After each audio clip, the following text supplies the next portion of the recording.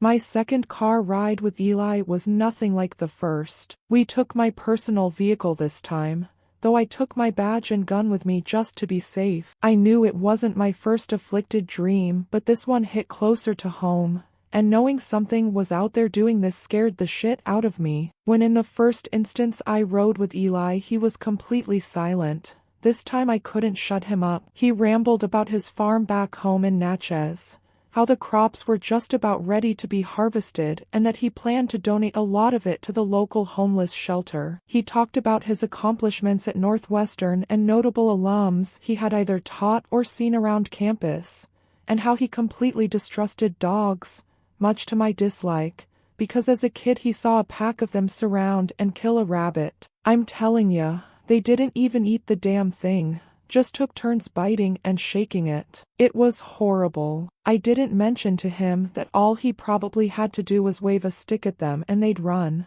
but then again letting him talk endlessly allowed me to zone out and think about what laid ahead. Mania Guthrie. Well, not really. I learned from the police database that she had passed away in 2010. She was a resident of Towson for a while, but she later moved to South Lewiston, Louisiana, about a 2-hour car ride down into the heart of the bayou. Go somewhere more black, Eli had said, was probably her motive, and who could blame her? From what I understand, a lot of kids faced racial taunting and malicious environments after that preschool was shut down. Mania must have taken it extra hard as well, given that her daughter passed away a few years later, drowned one night when she had snuck off to go for a swim. If you ask me, that's what drove her to move. She was survived by a daughter she had later in life, whose name I learned was Kyla, and shared her mother's last known address, which I figured might be the best place to start looking. Come on, pull over, Eli said, breaking into my thoughts. Huh? What? I said, slowing the car down. Hell boy, you haven't even been listening to me, have you? He said, sounding annoyed. I said, pull over here and let me take a piss. Christ. I threw my blinker on and we turned into the parking lot of a diner. When we finally came to a stop in a space, Eli opened the car door and hopped out. Now I'll just be 5 minutes. Don't you go running off on me, you hear? I grunted as he shut the door and proceeded to hustle strenuously up the ramp to the door. It didn't make much sense to me, to be honest. I understand this Mania woman was pissed about what happened at the school that I got, but how did she know how to perform that ritual? Eli had said, bien too, that it was likely the ritual could have been performed in the past. People had realized that they could stave off the curse by burying the victim alive, and sometimes against their will, but bodies could always be unearthed by mistake, the curse reawakened, or if their theory is correct, resummoned. I shifted in my seat and looked down at my watch. It had been almost 10 minutes. This is some long piss. The engine was still humming and hung in the thick Louisiana air like the sound of a far-off cicada. Something about it made me uneasy. I turned the keys in the ignition and shut the car off and realized it was completely quiet, eerily quiet. I got out of the car and stretched. I paced a little around the parking lot and stopped at the end of it, watching a small stream babble lazily. I shifted on my feet and tugged at my crotch. Fuck, now I gotta piss too. I walked up to the diner, the bright sun making the dark windows impossible to see through, and pushed the door open easily. There were a few locals sitting at the bar top. They looked like truckers. Behind the counter, a middle-aged waitress with blonde hair was pouring coffee into an older man's mug. "Can I help ya, hun?" she said, putting a hand on her hip, the coffee pot still in her other hand. "No, ma'am. Just waiting for my friend. Came in to take a leak." "Ah." Older fellow. "Yeah." White goatee. "That's the one." I smiled. "Bathroom's back there." She motioned over to the end of the diner. "Thank you, ma'am," I said as I made my way over to where she said the bathrooms were. I passed by a jukebox that looked like it was on its last leg. The record inside was spinning, though it was warbling a little. "Hey, hey, hey, babe," the jukebox sang, playing a scratchy rendition of a "Hey, Baby, by Bruce Chanel. I want to know if you'll be my girl. I stopped outside the men's room door and noted that he occupied over the. I let out a sigh and leaned back against the wall. Say up, I heard called in my direction in a grisly weathered voice. I looked up and saw an old man with long gray hair and a matching long beard, both of which looked scraggly enough to not have been washed in days. He was wearing a beat-up olive-colored field jacket and a matching hat that read Korean War Veteran across the front. When we made eye contact, he spoke again. That Thursday, he rasped in a thick Louisiana accent, pointing towards my leg. I looked down and saw the United States Marine Corps logo tattooed on the side of my calf. That unmatched mine, he said, pulling back the sleeve of his coat and revealing a matching, albeit faded, version of mine. You served. Yeah, I said, nodding to his hat. Korea? Yup, yup, he answered, reaching back to grab his cup of coffee. He took a long audible sip. So did my granddad, I said, stepping forward off the wall I was leaning on. Tiputhaspier, the man garbled through his facial hair. Jeff Danvers, I said, walking towards him with my hand out. Lance Corporal, he gripped my hand tight with his dirty palm and gave me a toothless smile. Robert Jennings, he was gripping my hand tighter now and shaking it vigorously. Private, first class. I frowned at him. I'm sorry. Did you say your name, Wah? Just then he pulled a gun from his other hand and shot me in the thigh. Arg!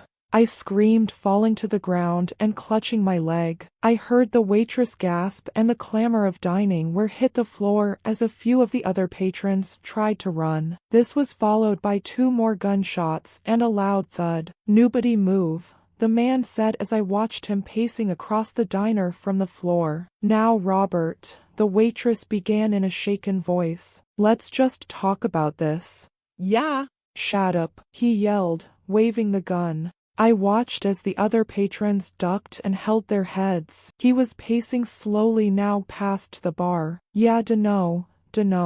The gun was shaking now in his hand as he spoke. I rolled over to get a better view and saw 2 bodies near the door. He must have caught them as they tried to flee. They had fallen in a way where you'd have to move them to get the door open, which explains why no one else has tried what they did. Out on patrol, and yeah, find your buddy's body laying in a dirt, he said, choking back tears. And when your other buddy roll 'em over the body, splode kaboom. With that he fired the gun into the ceiling and staggered. He was practically sobbing at this point. His arm dropped to his side and he swayed a bit, and I heard him snort back his tears. Slowly, he walked alongside the bar top past a cowering patron, raised the gun to his head, and pulled the trigger. Pop! His brains splat back against the side of the bar and the waitress screamed again. Just then I saw as the last patron stood up from where he was crouched down and ran at him. Rack, he yelled as he ran. Pop, pop. He fell just a few feet in front the grisly old man with 2 shots to the chest, his blood slowly leaking out onto the floor. By this point I had managed to begin pulling myself up. I was sitting upright against the bottom of a booth and wrenched at the table to pull myself up into the chair. When I finally managed to get myself up, I panted and saw that he was making his way behind the bar to the waitress. Stop that, I yelled. Leave her alone. He began moving oddly side to side, a sort of sidestep with a sway. Then he began shaking the gun in rhythm with his footsteps. Hey, Bobby, he grumbled as he moved. I looked over my shoulder and saw the jukebox, still playing the Bruce Chanel song. Hey, baby. The jukebox churned out, but skipping and repeating just these lines. The waitress was sobbing audibly now as he made his way over to her. hey.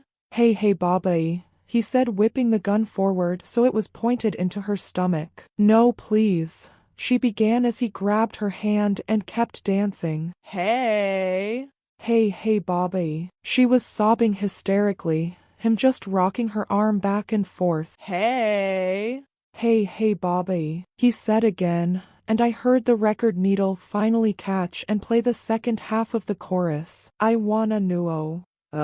Oh wow, if you'll be my girl. Pop. With the last word he had stuck the muzzle of his gun under her chin and pulled the trigger. The ceiling now coated in a deep red with bits of blonde stuck and strewn to the splatter. I winced as the gun went off and recoiled, unready for the sound. He stood there for a moment staring at the ceiling with that toothless smile, then his eyes slowly fell to the woman on the ground, laying there lifeless and cold. His smile faded. Slowly, he turned around and walked back around the diner, headed towards my booth. No, the record was skipping completely now. The song had ended. It seemed to sync with his footsteps as he slowly paced after me. I'm a police officer. I can help you. Come on, put the gun down and we can discuss this. Please. He wasn't listening, and kept getting closer. By now I had reached the end of the diner and turned to prop myself up against the wall, watching him slowly creepy forward.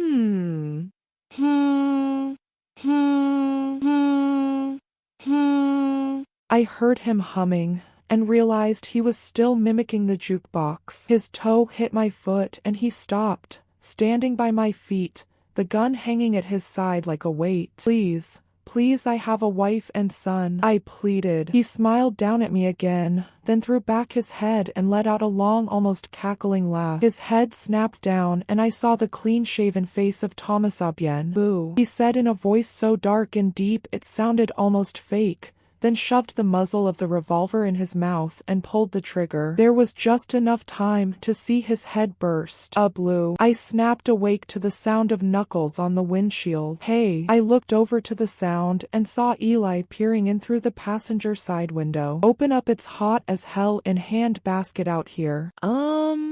Yeah. I said, fumbling for the electronic locks. I snapped them locked at first and then unlocked them fast. Sorry, must have dozed off. Eli opened the door and then stopped halfway into the truck as he heard what I said. Oh, he started, then turned to look at me. You all right? Yeah. I'm fine, I said, turning the key in the ignition and blasting the air conditioning. Christ, it had gotten hot in here. Well, I'm ready to hit the road. Unless you gotta run in for a quick leak as well? I paused for a moment and then looked up at the diner over the steering wheel. I caught the eye of a brunette waitress, a little younger than her made-up counterpart. She noticed me staring, then smiled and waved, although I couldn't manage to move a muscle. No, I said, buckling my seatbelt and checking to make sure no one was behind me in the lot. Let's hit the road. The rest of the car ride went about the same. Well, minus the little part where I passed out in a parking lot and dreamt about Robert Jennings going on a killing spree. Eli picked up right where he left off, talking about his career and whatnot. I think he knew I wasn't listening, but just liked having someone to talk to all the same. Life on a farm can't be too social. Eventually we passed a sign on the interstate that read, "Now entering South Lewiston," and the cab of my car fell silent. The purr of the engine and the steady rush of the air conditioning are the only noise. I looked up at the GPS on my dash and saw we were just 10 minutes out. Say, Jeff, Eli finally piped up. Yeah. I know we're here to talk to Kyla, but have you given any thought to what you're gonna ask her? I thought about this for a second or two. Yeah. I finally responded. Silence again. And? Eli asked. I still don't know. We drove the rest of the way in silence, off the interstate and through a rundown town center, a left and a right here and there, until we reached a small winding road with houses spaced far apart. You have arrived at your destination. The GPS chimed as I slowly crept to a halt over to the side of the road. I shifted the car into park and looked down a long dirt driveway at a small brown house. It looked like it needed a fresh coat of paint and some shingle work on the sides. A wind chime hung over the porch with 3 yellow birds dangling amongst the thin metal pipes. I looked at Eli and he looked at me. He nodded, and we both got out of the car. As I walked down the driveway, I looked around. The yard was mowed to a point. Weeds and tall sawgrass had snuck in from the side of the road, and must have been slowly inching their march into the manicured patches of grass and dust for years now. There were a pair of lawn chairs up on the porch with a table between them, a glass of what looked like sweet tea sitting on it, sweating in the hot Louisiana air. Eli and I walked up the front steps onto the porch, exchanged a quiet sideways glance, and then I reached up and knocked on the screen door. The sound of footsteps echoed from inside, and then a woman came to the door, opening it a little over a foot and then stepped halfway out. She looked like she was in her late 30s or early 40s, but was still very pretty. "Can I help you?" she asked suspiciously. "Yes, ma'am. We're looking for Miss Kyla Guthrie. Is she available?" I said, trying to sound as polite as possible. "She is," she answered, speaking actually. Eli and I shifted uncomfortably in unison, him letting out a short cough. "Ma'am, my name is Jeff Danvers. I'm a police officer with Towson, Louisiana, and this is my associate Eli Jacobs." "Ma'am," Eli said, tipping his hat. "We were wondering if we could ask you a couple of questions." Kyla looked from me to Eli, and then back to me. "And what does an officer in Towson need with me?" she asked. "Well, ma'am, we were wondering if—" I said, trailing off. "We were wondering if you wouldn't mind us asking you a few questions about your late mother, God rest her soul." Eli chimed in. "She used to live in Towson, correct?" "My mother?" Kyla said, turning back towards Eli. "She did, yes. Both of us did. But what could you possibly need in regards to her?" "Ma'am, this has nothing to do with any investigation. We just—" Now it was Eli's turn to trail off. "We found a note," I blurted out. "A note?" Kyla asked. Her stare gave me chills. "Yes, we found a note from your mother." Kyla eyed us both, now very suspicious. "What kind of note?" "It was discovered at a crime scene at the old preschool in town," I blurted again. Eli gave me a glaring look. Kyla gasped, a little, confirming my very sure yet skeptical suspicion that she was just as human as I was. "Well, come in then, come in." She opened the screen door and I followed her inside, Eli doing the same after me. Her house was surprisingly cool, which must have been due to the natural shade she got from the surrounding trees. The furniture was a bit dated, but somehow it worked, and the whole place just felt surprisingly wholesome. We followed her to the living room and she motioned over towards the couch. "You can sit there, if you'd like. Can I get you anything? A cup of sweet tea, ice water?" she asked. "Water would be lovely, ma'am, thank you," Eli said as he took his hat off and sat down. "Nothing for me, thanks," I said, following his lead and taking the other side of the couch. Kyla walked through an open doorway into the kitchen as I watched her pull a glass from the shelf, open the fridge and produce a pitcher of water. She poured it into the glass and then placed it back where she had got it. She shut the fridge and I squeezed my hands together, dropping my gaze, not letting her know I had followed her every move. "Here you go," she said, handing it to Eli. She sat down in a lounge chair across from us. "Thank you, ma'am," he said as he took a long sip, then placed it on the side table, being sure to use a coaster. We all sat awkward for a second or two before we all remembered what we had sat down to discuss. "So, this note," Kyla started. "May I see it?" I turned towards a small pack I had carried in with me and unzipped the top. From inside I pulled out the note, held it in a small plastic bag, and handed it over to her. She took it and stared down at it, narrowed her eyes at it, then read it again. "I'm sorry, I don't think I understand," she finally said, looking back at us. I let out a small sigh. Patience has never been a strength of mine. Luckily, however, there was an interrogation tactic for this. Come out with the fastball off the bat, and hope you catch them off guard. "Ma'am, do you have any reason to suspect your mother would have been involved with voodoo?" Out of the corner of my eye I saw Eli slowly turn towards me, and felt his eyes practically boring a hole through the side of my head. Kyla, on the other hand, stared at me, mouth slightly agape. After a few seconds she started laughing, almost hysterically. I looked over at Eli, who was scowling, and I answered with a shrug. Kyla continued to laugh for a few more seconds. "Woo!" she finally said, fanning herself with her hand. She looked back up at me for a brief moment and then laughed again. When she was finished, she wiped the beginnings of a tear from the corner of her eye. "I'm sorry," she said.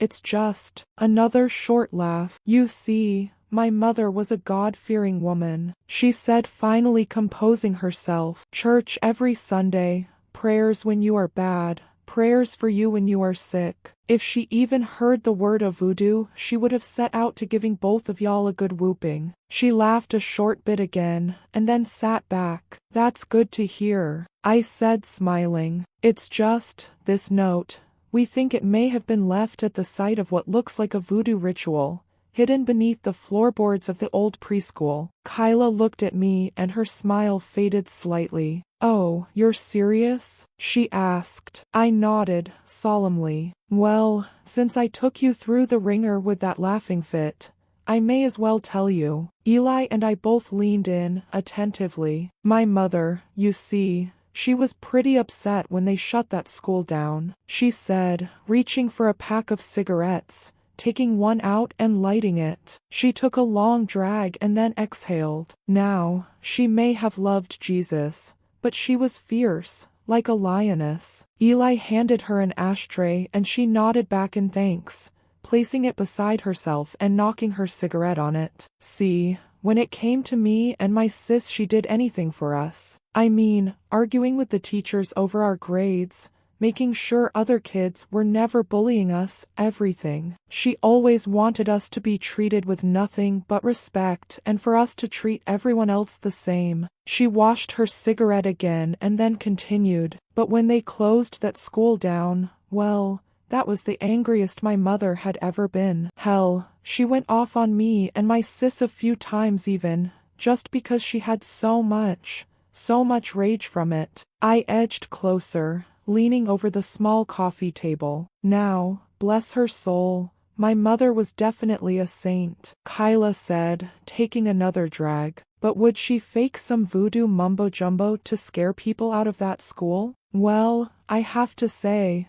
I wouldn't put it past her." Eli and I slouched a bit, our tense stature wearing out in an instant. "I'm sorry, faked?" Eli said. Yeah. "Well, last I heard that school still ain't sold," Kyla answered, snuffing out her cigarette. "Not sure what she did had anything to do with it if it's just now being found, but sounds like whatever it was worked, no?" I sat back against the couch in disbelief. Kyla sensed this and gave me a peculiar stare. "What part of Africa is your family from, Kyla, if you know?" Eli asked through the silence. Kyla shifted her stare to him, looking suspicious again. "And what does that have to do with this?" She shot back. "I was a professor of African history at Northwestern for, well, maybe 20 years. He smiled, and then got up, walking over to the wall and pointing to a painted wooden mask. "But I can't seem to place what art style this is. Hell, been bugging me since I came in." Kyla cracked a smile. "My mother loved that thing.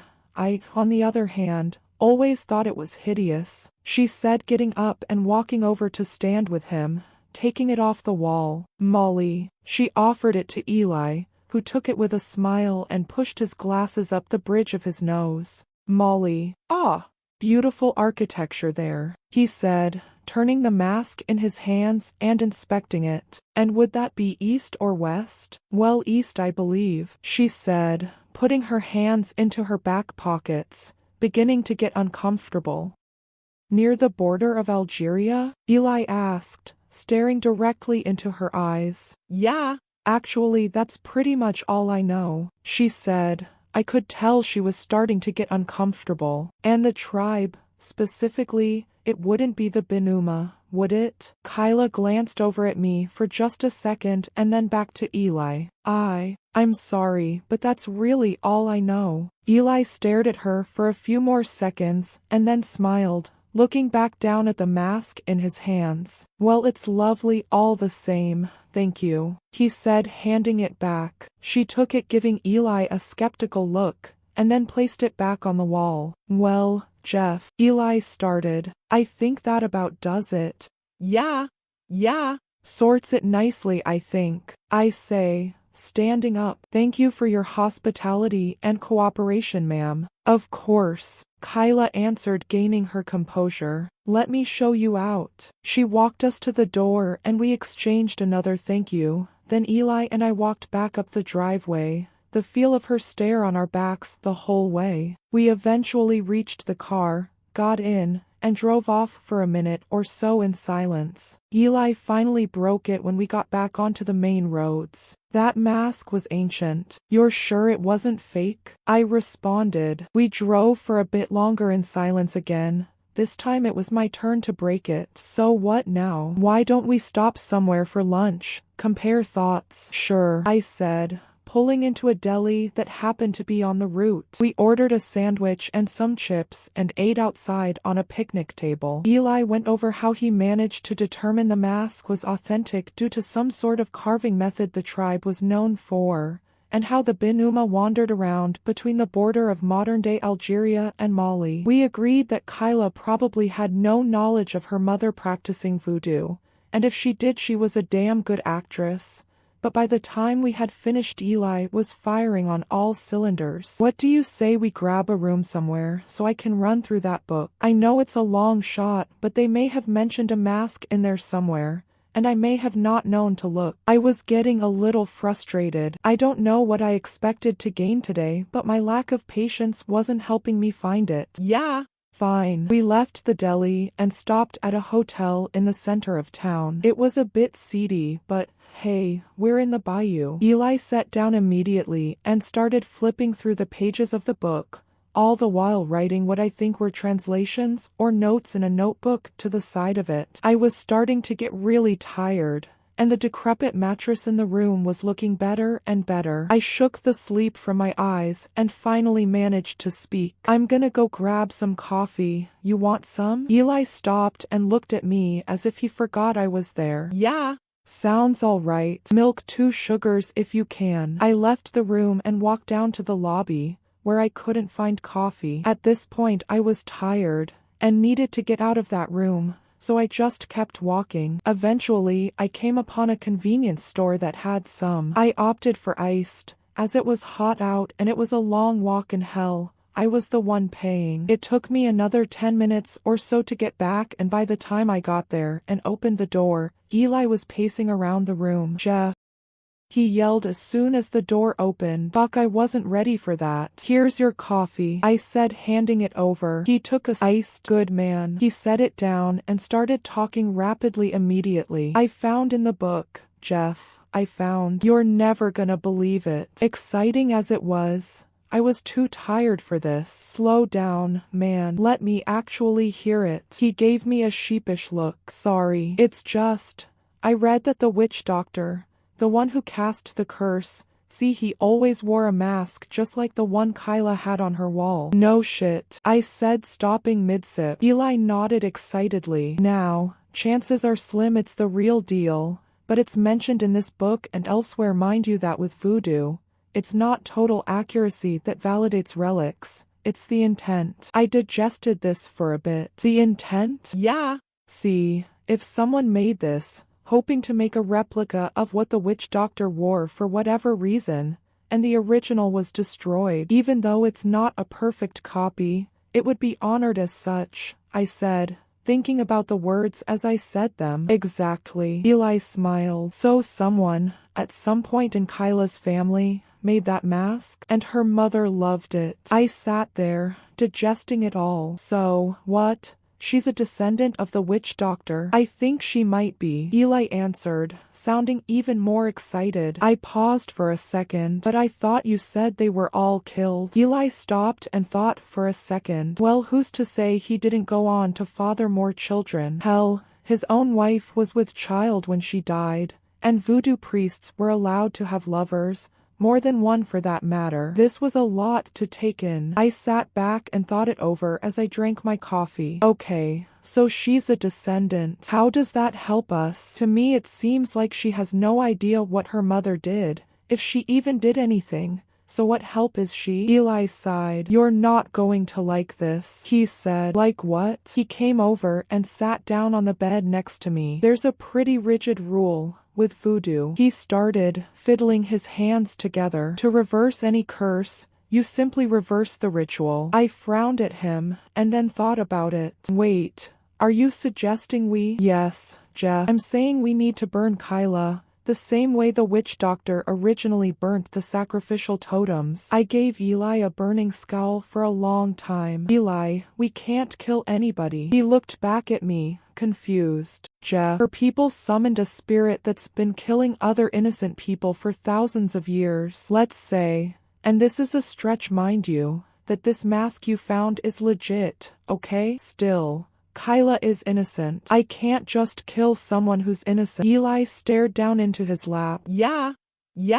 He began. Look, I saw this coming with Abien, that crazy son of a bitch. See, he was logical. He was a great guy, smart as all hell, but cold and calculated. Hell, he asked me if I'd bury him alive if it came to it, just to stop the curse. Fuck, was all I could manage. Yeah. See, I knew how long of a shot it was to find a living relative to that tribe, but if he managed to, and I told him what I just told you, I thought about this for a long while. There's no other way. Eli shook his head in solitude. Well, I started. You'll help me, right? I don't have to do this alone. He sighed, and I knew I wasn't going to like what I heard next. My wife is sick, Jeff.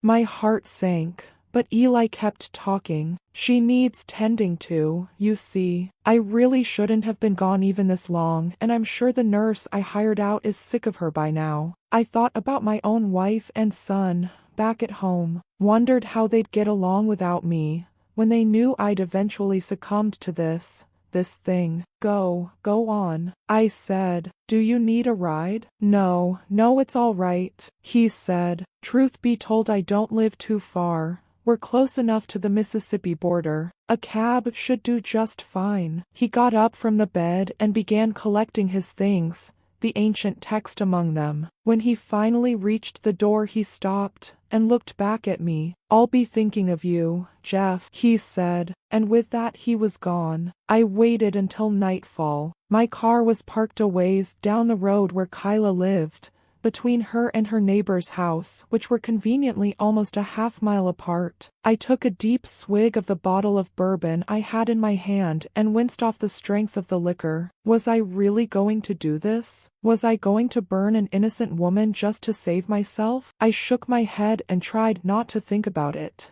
then reached over and opened the glove box, and produced a few Adderall that I borrowed from Abien's evidence locker. Compared to the bourbon, they were easy to swallow. The car door was shut silently enough, and I made off down the street carrying the equipment I'd need. Eventually, I reached Kyla's driveway, took a deep breath, and started down it slowly. I set the gas tank down in her front yard, and then crept up the stairs to her front door. I took one of the lengths of 2-inch by 6-inch planks I'd picked up, then slowly and painstakingly, trying to be as silent as possible, screwed it over the door. I circled around the house and did the same to the back door I found, checked for no bulkhead, and realized it was time. I picked up the can of gasoline and walked around the outside of her house, pouring it on the base and walls as quietly as possible. Eventually, I came back to where I started and stopped. This was it. There's no coming back from this. I lit a match from the book I had, and tossed it into the gasoline. It took immediately and spread around the house in a circle, too hot for me to even stand near. I walked back out into the yard and picked up the bottle of bourbon. The fire was beginning to catch on the walls now. I took one last swig of it, stuck a rag down its spout, soaked it a little, lit the end, paused for one last moment, then threw it through a window of the front of the house. It exploded inside, and coated the room it landed in with flames. I stood there for a second, taking it all in. Then I heard the screams. Kyla had finally woke up. The door before me barked as she rammed into it, trying to get it open. I jumped back in a moment of brief shock. The doorknob shook and turned, and there were bangs, cries for help, then nothing. There was nothing for a few moments, and then the glass shattered on one of the windows. Kyla's arm came through, slicing on one of the shards of glass left. Help, help me, please call 911. I stood in silence. The windows were old.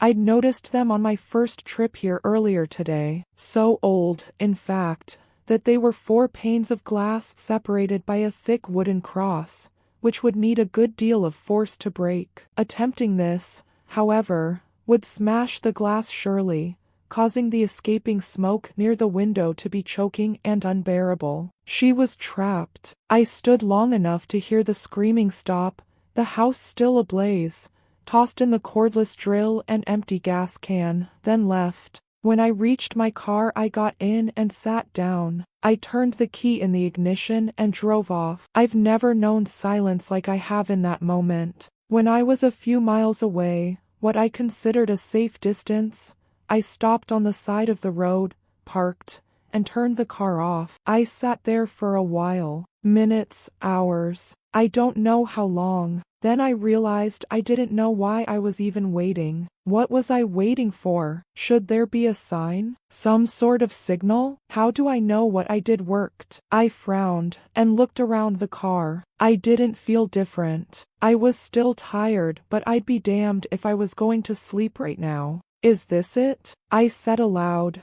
not expecting an answer, and not getting one. Frustrated, I ran my fingers through my hair, took out my phone, and called Eli. It rang twice and he picked up, sounding dozy. Hello, Eli. Hey, it's Jeff. Jeff, he sighed. Are you all right? I paused. Yeah. I said, I did it. It's done. There was a long silence between us. You did what you had to do, Jeff. Again, I didn't know what to say. I picked up Abien's diary from my passenger seat and began flipping through the pages mindlessly. I just wish there was some other way. I finally said, well, I could have buried you alive. Eli said, managing a small fake laugh. Ha! Yeah. Thankfully we didn't have to. I stared down at Abien's diary in disbelief. Jeff, Eli said. I didn't understand. The lines of his journal reading in my brain over and over. June 4th, 2016. I met today with Eli, an African history professor who lives in Natchez, Mississippi. He lives alone in a small farmhouse on a large plot of land. Lives alone. Jeff, are you there? Why? Yeah. I choked out. Say, Eli, how's your wife? She's doing fine. He chuckled. Happy to have me home, that's for sure. My heart was going a mile a minute. This can't be happening. It can't be. Eli, I began. Yeah. You don't have a wife. There was a long silence, and then I heard him smile through the phone. No, Jeff, I don't. And he hung up.